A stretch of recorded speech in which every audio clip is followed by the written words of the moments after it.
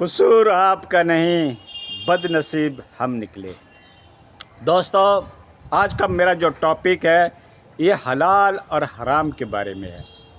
بہت sensitive topic ہے یہ، کیونکہ اس سے آج کل کوئی نہیں بچتا ہے۔ نہ عوام بچ رہی ہے، نہ خواص بچ رہا ہے، نہ رہنما بچ رہے ہیں، نہ رہبر بچ رہے ہیں، نہ ناصح بچ رہے ہیں، نہ کیا ہے کہ جس کے اوپر نصیحت کی جاتی ہے وہ بچ رہے ہیں۔ ماڈرنائزیشن زمانہ ہے، اس زمانے کو ترقی کا دور کہتے ہیں، اس زمانے کو ڈیولپ کہتے ہیں، وکاس کا دور بتاتے ہیں، جدید دور بتاتے ہیں، تعلیم کا دور بتاتے ہیں، سائنس اور ٹیکنالوجی کا دور بتاتے ہیں کہ سائنس اور ٹیکنالوجی نے بہت ترقی کر لی۔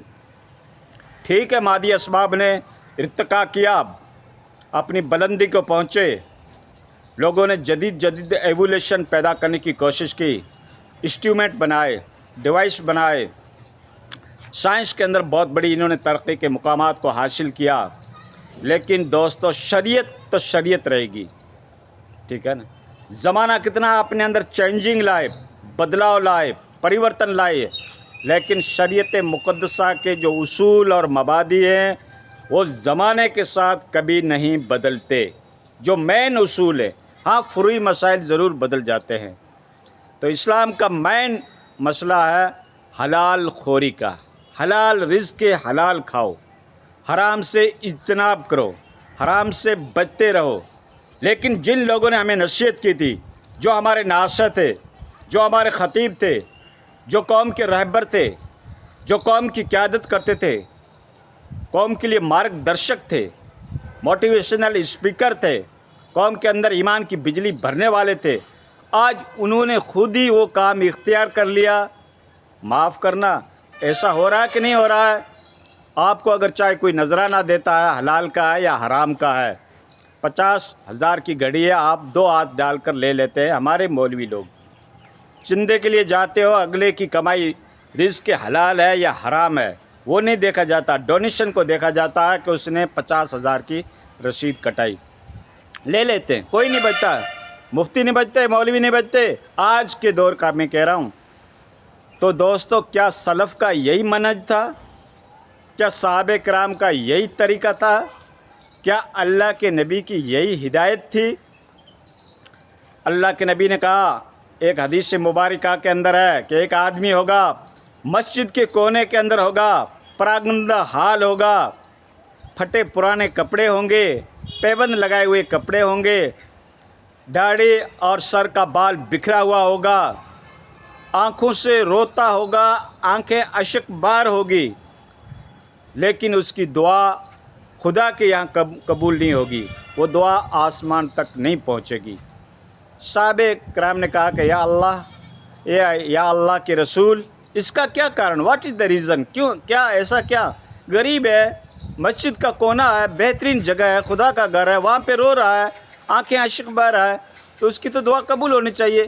اللہ کے نبی نے کہا، اکلہ حرام و شربہ حرام، اس کی روزی حرام ہے، اس کا کھانا پینا حرام ہے، دعا کیسے قبول ہوگی؟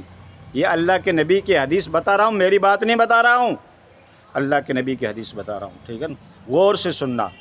اب قیاس کر لو، عوام اور خواص کہتے ہیں مول صاحب گھروں میں سکون نہیں ہے، شانتی نہیں ہے، پیسفل ماحول نہیں ہے، لاکھوں کماتے ہیں، کروڑوں کماتے ہیں، لیکن گھر میں برکت نہیں ہے، گھر میں عدمی سکون، اشانتی، اور گھر کے اندر بے چینی، کرائسس، مصیبتیں، پریشانیاں، اولاد کی نافرمانی، طلاق ہو جانا، بات بات کے اوپر لڑ مرنا، گھر کے اندر بالکل سکون نہیں ہے، شانتی نہیں ہے۔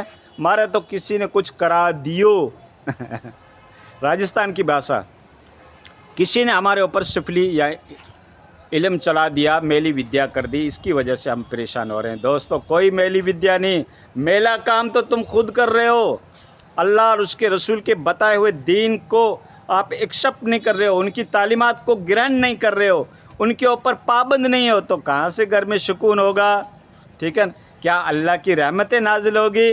گھر میں تو ڈی جے اور باجے بج رہے ہیں، گھر میں تو کیا بیہودہ کام ہو رہے ہیں، عریانیت کے سین ہو رہے ہیں، بچے اور بچیاں کہ یہاں جو ہے بدتمیزیاں پائی جاتی ہے، جھوٹ اور فریب پایا جاتا ہے.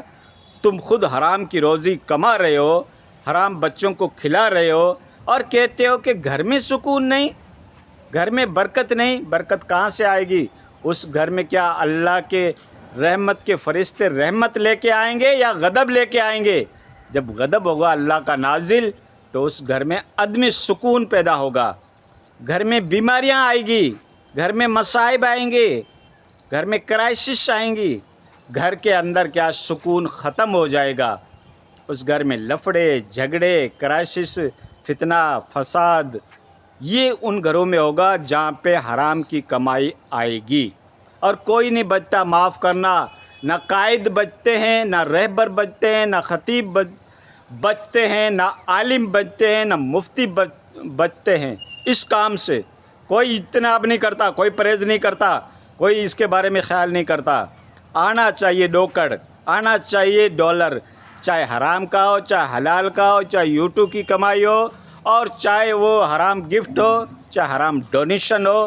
بلڈنگ بننی چاہیے، عالیشان بلڈنگ ہونی چاہیے، عالیشان کپڑا ہونا چاہیے، ہائی فائی پرسنالٹی ہونی چاہیے، ہائی فائی گاڑیاں ہونی چاہیے. پبلک اس کی نگاہیں آج کل اس کے اوپر مرکوز ہے. پاسبلٹی ہونی چاہیے، اسٹیٹس ہونا چاہیے، مرتبہ ہونا چاہیے، پرسنالٹی کو چمکنا چاہیے، اپنی شخصیت کو عوام اور خواص کے اندر ایک پرتشٹھا بننی چاہیے، ایک مقام ہونا چاہیے، ایک شہرت ہونی چاہیے، ایک دبدبہ ہونا چاہیے.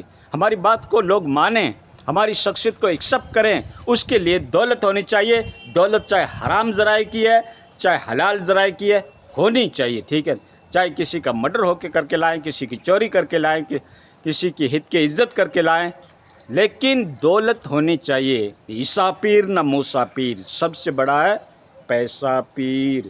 جی ہاں، صحیح سنا. اسی پہ سارے عمل کر رہے ہیں.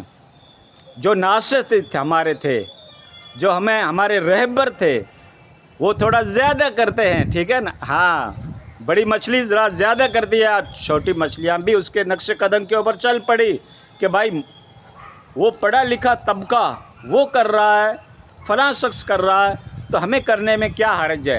پبلک کے پاس تو یہی ہوتی ہے دلیل، ارجومنٹ، کہ وہ کر رہا ہے، فلاں مولوی کر رہا ہے، فلاں رہبر کر رہا ہے، فلاں قائد کر رہا ہے، فلاں امت کا وہ بڑا آدمی کر رہا ہے، تو ہمیں کرنے میں کیا حرج ہے؟ تو پبلک کے لیے دلیل بن جاتی ہے. دوستو، حرام کی کمائی سے نہ تو تمہاری نماز ہوگی، نہ تمہارا روزہ ہوگا، نہ تمہارے صدقات ہوں گے، نہ تمہاری خیرات ہوگی. کان کھول کے سن لو. شریعت کے پوائنٹ آف ریویو سے، شریعت کے نقطۂ نگاہ سے یہ مسئلہ ہے. حرام کمائی اللہ کے گھر کوئی قابل قبول نہیں ہے.